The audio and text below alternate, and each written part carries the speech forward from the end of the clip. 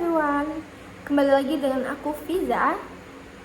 Di video kemarin kita sudah membahas tentang noun, bintang utama kalimat, pronoun, kata ganti noun, verb, kata kerja, dan sekarang kita akan membahas kata yang memberikan detail, yang memberikan warna dalam kalimat, yaitu kata adjective. Ada yang tahu apa adjective ini? Atau ada yang bisa tebak? Atau mungkin sudah ada yang memahami apa arti adjective ini? Adjective ini memiliki tugas yang sangat erat dengan noun dan pronoun. Bayangin nih, ada kalimat saya memakan apel. Tapi kalau kalimat itu ditambah dengan saya memakan apel yang manis, merah, besar, jadi kamu pasti kebayangkan apel seperti apa sih yang dimakan gitu. Jadi inilah fungsi dari adjective, yaitu memberikan detail pada noun atau pronoun. Jadi adjective adalah kata yang menerangkan atau memberikan batasan pada noun atau pronoun. Contohnya seperti a shirt jadi a blue shirt. Kan kalau a blue shirt ini memberikan detail kepada shirtnya. Jadi kemeja yang bisa kamu bayangkan itu, oh ternyata kemejanya warna biru gitu. Kamu tidak hanya sekedar membayangkan ada kemeja gitu, cuman dikasih spesifik, dikasih detail warnanya, yaitu warna biru. Gitu juga dengan the house, berubah jadi the house is big. Jadi kamu tidak hanya membayangkan, oh ada rumah, tetapi kamu juga bisa membayangkan kalau kalimatnya the house is big berarti rumahnya itu besar. Jadi kamu bisa membayangkan bahwa rumahnya itu besar. Adjective ini memiliki dua posisi dalam kalimat. Yang pertama ada attributive position atau sebelum noun. Nah, di sini nih formulanya nih, kamu bisa membuat kalimatnya adjective dulu baru noun. Contohnya apa? A happy girl. Jadi girl di sini dideskripsikan sebagai perempuan yang bahagia. Jadi kalimatnya bahagianya duluan sebelum kata noun ya, yaitu girl. Selanjutnya ada an expensive phone, sebuah telepon mahal. Seperti yang aku bilang, adjektifnya duluan, baru setelah itu noun. Kalimatnya menjadi an expensive phone. Jadi adjektifnya menerangkan duluan nounnya ini sebelum nounnya disebutkan. Nah, yang kedua ada predicative position atau yang diletakkan setelah linking verb.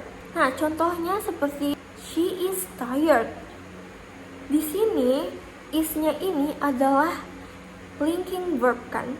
Jadi adjektifnya diletakkan setelah linking verb, yaitu tired. Selanjutnya ada beberapa jenis verb nih. Yang pertama ada adjectives of quality atau yang menerangkan sifat dari noun. Contohnya seperti beautiful, tall, handsome, kind, difficult. Ini adalah adjektif yang paling umum, yaitu menjelaskan seperti apa noun dalam kalimat. Contohnya seperti a difficult problem. Yang kedua ada adjective of quantity atau yang menjelaskan jumlah noun dalam satu kalimat. Contohnya seperti some, many, few, much, enough. Selanjutnya ada adjective of number. Nah, ini adalah adjektif untuk menjelaskan noun tapi dalam bentuk angka yang pasti. Jumlahnya itu terhitung gitu. Contohnya seperti one car, two cars. Jadi kita tahu kan kalau misalnya one car berarti mobilnya satu. Kalau two cars berarti mobilnya ada dua gitu. Atau first, second, menunjukkan bahwa ini posisi yang pertama, ini posisi yang kedua, seperti itu. Selanjutnya ada possessive adjective. Nah, possessive adjective ini sudah aku bahas di video pronoun. Kalian bisa, kalau misalnya kalian lupa, kalian bisa tonton kembali. Nah, tapi aku akan menjelaskan ulang tapi secara cepat saja. Jadi contoh dari possessive adjective ini ada my untuk subject pronoun, ada your untuk subject you, ada his untuk subject he, ada her untuk subject she, ada our untuk subject we, ada their untuk subject they. Nah, seperti yang udah aku bilang di video sebelumnya, possessive adjective ini menunjukkan kepemilikan dan tidak bisa berdiri sendiri. Artinya apa? Dia harus ditemani noun di belakangnya. Dan berarti dia posisinya selalu ada di depan noun. Contohnya seperti apa? My book, your book, seperti itu.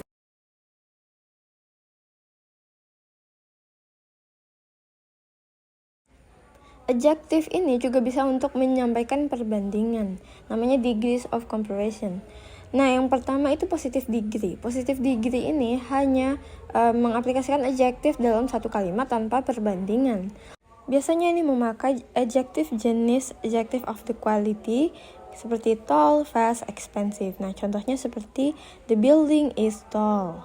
Yang kedua ada comparative degree atau membandingkan dua noun dalam satu kalimat.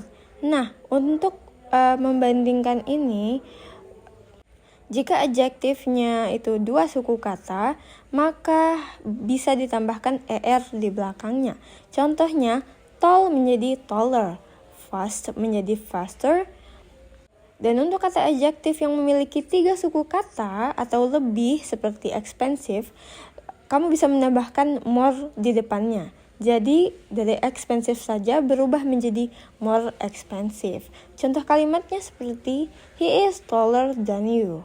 Penambahan er pada adjektif yang memiliki akhiran huruf y ini seperti yang ada di tabel. Huruf y ini diganti menjadi i lalu ditambahkan er. Contohnya happy menjadi happier. Yang ketiga ada superlative degree atau perbandingan 3 hal atau lebih. Jadi superlative degree ini menunjukkan yang paling di dalam beberapa. Misalnya yang paling tinggi dalam satu ruangan. Cara menggunakan superlative degree ini dengan menambahkan ist atau most di kata adjective. Nah, dan ini selalu didahului oleh the.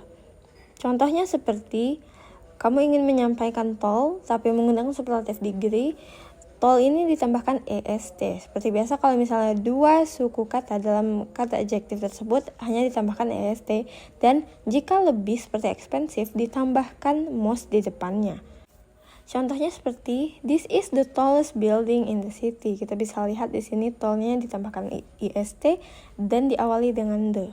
Nah, itulah pembahasan tentang adjective. Bagaimana? Apakah kamu sudah mengerti apa itu adjective, bagaimana menggunakannya, atau kapan menggunakannya? Nah, untuk memperdalam pengetahuan kamu, pemahaman kamu, aku sudah menyiapkan beberapa latihan nih. Video ini bisa kamu pause karena aku akan membahas jawabannya di video ini juga. Nah, inilah latihan yang bisa kamu kerjakan. Kamu bisa pause saja di menit latihan ini dan akan aku bahas nanti.